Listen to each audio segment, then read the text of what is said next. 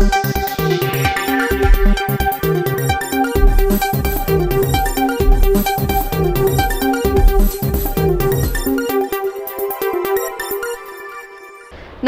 ಈ ನ್ಯೂಸ್ ಟಿವಿಯ ಸ್ಪೀಡ್ ನ್ಯೂಸ್ಗೆ ಸ್ವಾಗತ. ದೇಶ ಮತ್ತು ರಾಜ್ಯದ ಸಮಗ್ರ ಸುದ್ದಿಗಳು ಹಾಗೂ ಸ್ಥಳೀಯ ವಿದ್ಯಮಾನಗಳ ಪಟಪಟ್ ಸುದ್ದಿಗಳು. ಅವಲಹಳ್ಳಿ ಪೊಲೀಸ್ ಠಾಣೆ ವ್ಯಾಪ್ತಿಯ ಕಾಡ ಅಗ್ರಹಾರದಲ್ಲಿ ಪೊಲೀಸರು ನಡೆಸಿದ ಕಾರ್ಯಾಚರಣೆಯಲ್ಲಿ ಭಾರೀ ಪ್ರಮಾಣದ ಜೆಲಿಟಿನ್ ಕಡ್ಡಿಗಳು ಹಾಗೂ ಡಿಟೋನೇಟರ್ಗಳನ್ನು ವಶಪಡಿಸಿಕೊಂಡಿದ್ದಾರೆ. ಸಿಲಿಕಾನ್ ಸಿಟಿ ಬೆಂಗಳೂರಿನಲ್ಲಿ ಮತ್ತೊಮ್ಮೆ ಸ್ಫೋಟಕ ವಸ್ತುಗಳು ಪತ್ತೆಯಾಗಿರುವುದು ಸಾರ್ವಜನಿಕರಲ್ಲಿ ತೀವ್ರ ಆತಂಕ ಸೃಷ್ಟಿಸಿದೆ.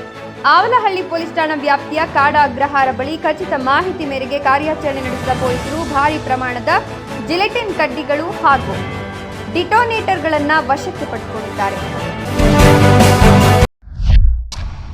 2026ರ ಜನವರಿಯಿಂದ ಮಾರ್ಚ್ ಅವಧಿಯಲ್ಲಿ Bharat $7.1 billion current account surplus ದಾಖಲಿಸಿದೆ. ಉತ್ತಮ ಸೇವಾ ರಫ್ತು ಹಾಗೂ ವಿದೇಶಿ ಹಣದ ಹರಿವು ಇದಕ್ಕೆ ಪ್ರಮುಖ ಕಾರಣವಾಗಿದೆ.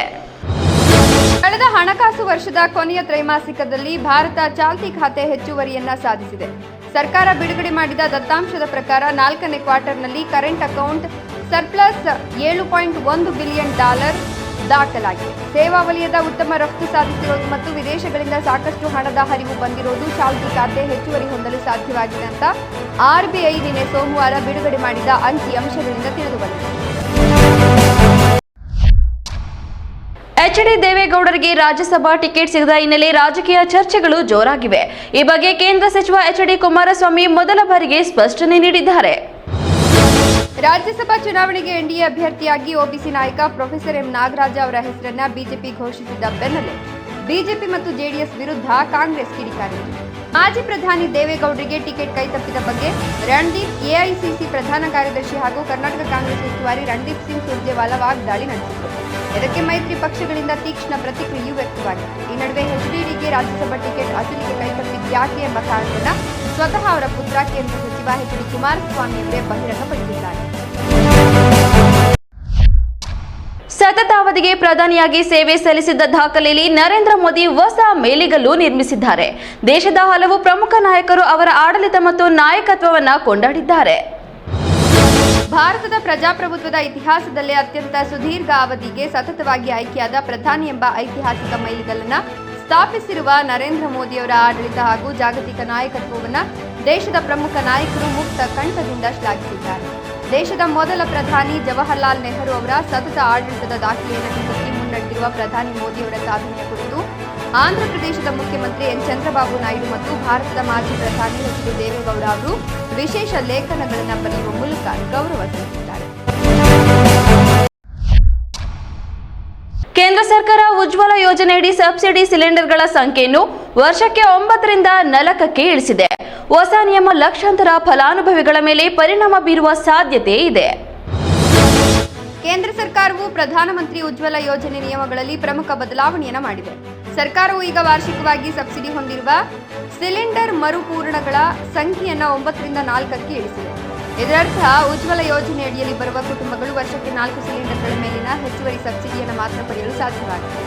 ಈ ಯೋಜನೆ ಅಡಿಯಲ್ಲಿ ದೇಶದಲ್ಲಿ 10.60 ಕೋಟಿ LPG ಸಂಪರ್ಕಗಳನ್ನು ನೀಡಲಾಗಿದೆ ಮತ್ತು ಎಲ್ಲಿಯವರೆಗೆ ಅವರಿಗೆ ವರ್ಷಕ್ಕೆ 9 ಸಿಲಿಂಡರ್ಗಳನ್ನು ನೀಡಲಾಗಿದೆ.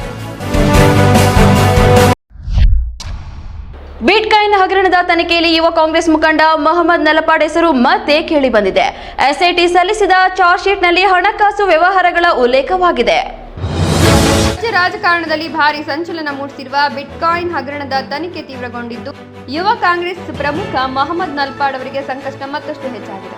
ಹಗರಣದ ತನಿಖೆ ನಡೆಸುತ್ತಿರುವ ವಿಶೇಷ ತನಿಖಾ ದಳ ನ್ಯಾಯಾಲಯಕ್ಕೆ ಸುದೀರ್ಘ ಚಾರ್ಜ್ ಶೀಟ್ ಸಲ್ಲಿಸಿದ್ದು ಇದರಲ್ಲಿ ನಲ್ಪಾಡ್ ಅವರಿಗೆ ಕೋಟ್ಯಾಂತರ ರೂಪಾಯಿ ಹಣ ಸಂದಾಯವಾಗಿರುವ ಬಗ್ಗೆ ಆಘಾತಕಾರಿ ವಿಚಾರ ಉಲ್ಲೇಖ ಮಾಡಲಾಗಿದೆ. ಹ್ಯಾಕರ್ ಶ್ರೀಕಿ ಜೊತೆಗಿನ ನಲ್ಪಾಡ್ ಹಣಕಾಸು ವ್ಯವಹಾರಗಳು ಈಗ ಅಧಿಕೃತವಾಗಿ ದೋಷಾರೋಪ ಪಟ್ಟಿಯಲ್ಲಿ ದಾಖಲಾಗಿದೆ. ಬಂಡೀಪುರ ಹುಲಿ ಸಂರಕ್ಷಿತ ಪ್ರದೇಶದಲ್ಲಿ ನಡೆದ ವಿವಾದಾತ್ಮಕ ಎಣ್ಣೆ ಪಾರ್ಟಿ ಪ್ರಕರಣಕ್ಕೆ ಸಂಬಂಧಿಸಿದಂತೆ ಕರ್ತವ್ಯ ಲೋಪದ ಆರೋಪದ ಮೇಲೆ ವಲಯ ಅರಣ್ಯಾಧಿಕಾರಿಯನ್ನ ಅಮಾನತುಗೊಳಿಸಲಾಗಿದೆ. ಬಂಡೀಪುರ ಹುಲಿ ಸಂರಕ್ಷಿತ ಪ್ರದೇಶದ ಪ್ರಮುಖ ಪ್ರದೇಶದಲ್ಲಿ ರೌಡಿ ಶೀಟರ್ ಮತ್ತು ಆತನ ಪಟಾಲಂ ನಡೆಸಿದ್ದ ಬಿಂದಾಸ್ ಎಣ್ಣೆ ಪಾರ್ಟಿ ಪ್ರಕರಣಕ್ಕೆ ಸಂಬಂಧಿಸಿದಂತೆ ಅರಣ್ಯ ಇಲಾಖೆ ಕ್ರಮ ಕೈಗೊಂಡಿದೆ. ಕರ್ತವ್ಯ ಲೋಪ ಹಾಗೂ ಬೇಜವಾಬ್ದಾರಿತನದ ಹಿನ್ನೆಲೆಯಲ್ಲಿ ಬಂಡೀಪುರದ ಮದ್ದೂರು ವನ್ಯಜೀವಿ ವಲಯದ ವಲಯ ಅರಣ್ಯಾಧಿಕಾರಿ ಡಿ ಪುನೀತ್ ರಾಜ್ಕುಮಾರ್ ಅವರನ್ನು ತಕ್ಷಣದಿಂದ ಜಾರಿಗೆ ಬರುವಂತೆ ಅಮಾನತುಗೊಳಿಸಿ ಸರ್ಕಾರದ ಪ್ರಧಾನ ಮುಖ್ಯ ಅರಣ್ಯ ಸಂರಕ್ಷಣಾಧಿಕಾರಿ ಆದೇಶ ಹೊರಡಿಸಿದ್ದಾರೆ. ರಾಜ್ಯದ ಸಾರಿಗೆ ವ್ಯವಸ್ಥೆಯನ್ನ ಮತ್ತಷ್ಟು ಬಲಪಡಿಸಲು 4 ಸಾರಿಗೆ ನಿಗಮಗಳಿಗೆ ಹಂತ ಹಂತವಾಗಿ 5,000 ಹೊಸ ಬಸ್ಗಳನ್ನು ಸೇರ್ಪಡೆಗೊಳಿಸುವುದಾಗಿ ಸಾರಿಗೆ ಸಚಿವ ಬೈರತಿ ಸುರೇಶ್ ಘೋಷಿಸಿದ್ದಾರೆ. ರಾಜ್ಯ ಸರ್ಕಾರದ ಮಹತ್ವಾಕಾಂಕ್ಷಿ ಶಕ್ತಿ ಯೋಜನೆ ಜಾರಿಯಾದ ಬಳಿಕ ಸಾರಿಗೆ ಸಂಸ್ಥೆಯ ಬಸ್ಗಳಲ್ಲಿ ಉಂಟಾಗ್ತಿರುವ ಭಾರೀ ಜನದಟ್ಟಣೆಯನ್ನು ನಿಯಂತ್ರಿಸಲು ಮತ್ತು ಸಾರ್ವಜನಿಕ ಸಾರಿಗೆಯನ್ನು ಮತ್ತಷ್ಟು ಬಲಪಡಿಸಲು ಕರ್ನಾಟಕ ಸರ್ಕಾರ ಬೃಹತ್ ಯೋಜನೆಯೊಂದನ್ನು ರೂಪಿಸಿದೆ. ರಾಜ್ಯಾದ್ಯಂತ 4 ಸಾರಿಗೆ ನಿಗಮಗಳಿಗೆ ಹಂತ ಹಂತವಾಗಿ ಒಟ್ಟು 5,000 ಹೊಸ ಬಸ್ಗಳನ್ನು ಖರೀದಿಸಿ ಸೇರ್ಪಡೆಗೊಳಿಸಲಾಗುವುದು ಅಂತ ಸಾರಿಗೆ ಸಚಿವ ಬೈರತಿ ಸುರೇಶ್ ಸೋಮವಾರ ಘೋಷಿಸಿದ್ದಾರೆ. ಕೋಲಾರ ಜಿಲ್ಲೆಯ ಮಾಸ್ತಿ ಗ್ರಾಮದ ಬಾರ್ನಲ್ಲಿ ಮುಖಕ್ಕೆ ಮಾಸ್ಕ್ ಧರಿಸಿದ ಗ್ಯಾಂಗ್ ದಾಂಧಲೆ ನಡೆಸಿದೆ. ಉಚಿತ ಮದ್ಯಕ್ಕೆ ಒತ್ತಾಯಿಸಿ ಕ್ಯಾಶಿಯರ್ ಮೇಲೆ ಹಲ್ಲೆ ನಡೆಸಿದ ದೃಶ್ಯಗಳು ಸಿಸಿಟಿವಿಯಲ್ಲಿ ಸೆರೆಯಾಗಿವೆ. ಮಾಲೂರು ತಾಲೂಕಿನ ತೊರ್ಲಕ್ಕಿ ಮಾಸ್ತಿ ಗ್ರಾಮದ HK ಬಾರ್ ಅಂಡ್ ರೆಸ್ಟೋರೆಂಟ್ನಲ್ಲಿ ಪುಡಿ ರೌಡಿಗಳ ದಾಂಧಲೆ ನಡೆದಿದೆ.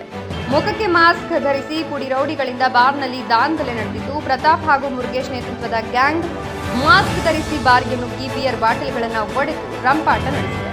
ಉಚಿತವಾಗಿ ಮದ್ಯ ನೀಡುವಂತೆ ಒತ್ತಾಯಿಸಿ ಕ್ಯಾಶಿಯರ್ ವರುಣ್ ಮೇಲೆ ಹಲ್ಲೆ ನಡೆಸಿದ ಆರೋಪ ಕೇಳಿಬಂದಿದೆ. ಬಿಯರ್ ಪಾರ್ಸಲ್ ತೆಗೆದುಕೊಂಡು ಹಣ ನೀಡದೆ ಹೋಗಲು ಯತ್ನಿಸಿದ ವೇಳೆ ಗಲಾಟೆ ಉಂಟಾಗಿದೆ ಎನ್ನಲಾಗಿದೆ.